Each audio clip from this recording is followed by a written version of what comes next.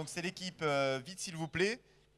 Et j'ai une constitution d'Estia et des points d'interrogation. Donc ça veut dire qu'il y a des membres de différentes écoles. Ah, de quel endroit? Anser Madmeka. Très bien. Donc des Bordelot Bidartar à l'œuvre. Donc comment vous allez transporter ces pièces en 24 heures chrono? C'est bon? Tu appuies pour avancer et si tu veux montrer, c'est là. Ça commence quand vous voulez. T'es prêt? Je suis prêt. Vas-y.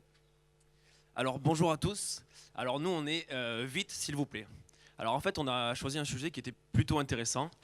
Comment rendre le transport de pièces autonome et réactif au sein d'une entreprise comme la WAC? Alors en fait comment ils font aujourd'hui? Comme on le voit sur le dessin ici, aujourd'hui le train il est conduit par un employé. D'accord? C'est un train électrique. Le circuit est défini à l'avance. Le tracé rouge qu'on voit en fait, c'est le tracé extérieur et le tracé bleu c'est le tracé intérieur. On voit que ça forme une boucle qui est quand même assez conséquente. Et du coup, en fait, ce qui se passe, c'est que ça crée des attentes au niveau des postes de travail. Parfois, il arrive qu'il n'ait pas de travail. T'es en train de me dire qu'actuellement, la WAC, ils utilisent un train électrique qui est conduit par un mec pendant toute la journée. A priori, ouais, c'est ce que je dis là. Ouais, c'est un peu quand même démodé. Moi, ce que je te propose, on en a parlé hier, c'est de mettre un petit robot qui est totalement autonome, avec une plateforme de levage, qui va, toi tu vas l'appeler sur ton plateau là où tu travailles, lui il va venir chercher ta pièce, il va se lever. Dessus, tu as un tapis roulant, ta pièce, tu es avec ton bac, tu le poses comme ça dessus, et lui, qu'est-ce qu'il fait? Ton robot, tu l'as appelé, maintenant il est un peu intelligent, donc il va se balader tout seul dans ton atelier. Du coup, moi ce que je te propose, ton robot, tu lui as mis des ultrasons dessus, du coup, il peut gérer lui-même sa trajectoire. En cas de choc avec d'autres robots, il va être capable de gérer lui-même, de s'arrêter et donc d'anticiper les collisions. Vu qu'il est parti d'un point A et qu'il va aller à un point B, on va pouvoir, en cas de nécessité, si jamais la trajectoire doit être changée, il pourra lui-même la changer directement. D'ailleurs, il faudra que tu me parles de ce point B, parce que c'est un peu bizarre pour moi. Je vais t'en parler. Ok. Et si jamais il y a un autre empêchement sur le trajet, vu qu'on a des roues suédoises là-dessus, on pourra prendre une trajectoire diagonale et du coup ne pas perdre de temps.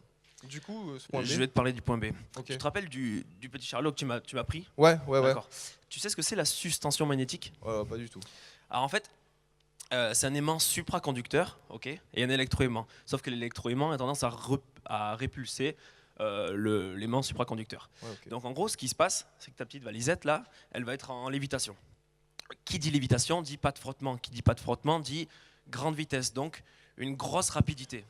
Donc si on veut intervenir à longue distance, ça peut être très très pratique. Sachant qu'on respecte les pièces, d'accord, et qu'a priori, du coup, on réduit le temps d'attente. Ok, mais en énergie, comment ça marche ça? Alors ça, je vais t'expliquer. Là, tu peux voir sur le diagramme. Ici, c'est la WAC dans peut-être 2 ans. Les tubes bleus, en fait, tu veux savoir pourquoi ils sont bleus? C'est de l'eau? Non, a priori, c'est des panneaux photovoltaïques qu'on installerait sur ces tubes. Pourquoi? Pour atteindre l'énergie zéro. D'accord? Ah, du coup, avec ta solution plus ma solution, on fait l'intérieur plus l'extérieur. Ouais. Du coup, grâce à ça, la WAC, ils vont pouvoir travailler en flux tendu, gagner de l'argent. Et moi, je pense que c'est un bon projet. Du coup, vous savez pour qui voter. Faites vite, s'il vous plaît.